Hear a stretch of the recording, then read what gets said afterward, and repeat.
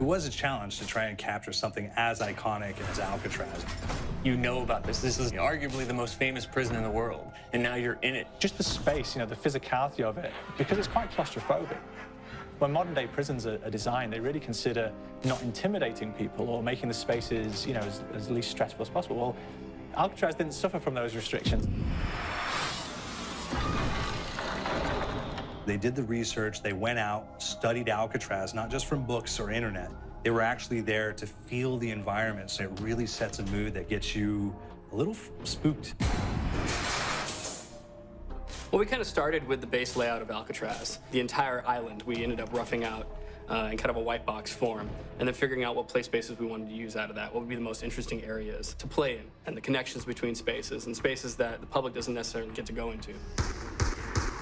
We really did a lot of pushing to really enhance that psychological horror aspect that we're really looking for. And this is a really good opportunity to really tell something special. Like I got stuck right through the gates to hell! This time around, I feel like it's been identified that there are these side missions that you're going to go out and try to accomplish. Al and the rest of the groups put together this escape plan, but the point is to get the parts and assemble this plane so they can get off the island. We did something new for the first time. We have actually contextual music that goes off. So that's a first for zombies. And it's all based around this horror thriller aspect. Every location will have a specific stinger that you hear when you find it, when you discover it, when you start unraveling the story. We start building on the music that you're hearing, and it's really enhancing that experience and going along with it in parallel.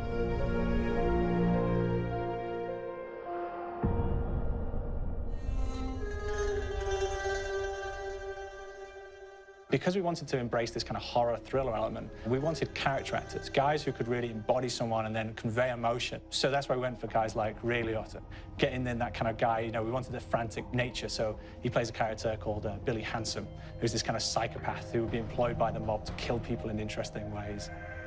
Chaz Palminteri, he plays a guy called Sal DeLuca, an old mob boss. Michael Madsen playing Finn O'Leary. He's kind of worked himself from the floor, from the streets. He's got his hands dirty in the blood and the guts a couple of times. And then we had Joe Pantoliano, and he plays Arthur Arlington, who's nicknamed the Weasel. Those guys, they bring a quality and a subtlety and timing that you can't really identify or try to recreate. Bring it on! Dirtbags! You start off in the afterlife mode, and that's just going to be what's going on. You're going to try to solve the mystery from the second you start. Afterlife, to me, brings a new element, like a new puzzle element. It forces me to think a little bit more or look for the clues or kind of think of zombies on a slightly deeper level. You see clues throughout the map that tell you, ooh, perhaps if I'm in the afterlife, I can interact with this object, or there's some puzzle going on here that I need to be in the afterlife. Back east, I whacked a dirty dentist with one of these. Took forever. Alcatraz has a Civil War kind of fort background before it turned into a penitentiary. And so we had this kind of backstory, the idea that the warden would have collected Civil War weaponry. And one of them is a blundergat. It's a fictional weapon, but the idea of the combination between a blunderbuss and a Gatling gun. And possibly, there might be a way of upgrading it to a more fantastical weapon that the players may find. You all gotta go sometime? You just went now. There's one main zombie, one big zombie that's going to come through and wreak havoc on your life. He'll lock down the perk machine, he'll close down the box, so you have to pay to get that open again. So you don't want him to interfere with your process. Now's a good time to pick a fight. It's a fun challenge. It keeps things moving forward. In terms of perks, we have a new perk called Electric Cherry.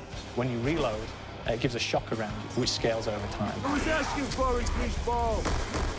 There is so much to experience in this map. Every time I play it, there's a new tactic to take, a new experience, a new objective to go for. But there's also this layer of things that we aren't exactly exposing to the players right off the bat and will need to be discovered. Don't let me go. Is it the calling we hear? We've got the undead in there, we've got these historical elements, and these fantastic actors all seem to be with peace with each other in this kind of same world. So it's magical, and our team is incredibly excited by it. Lucifer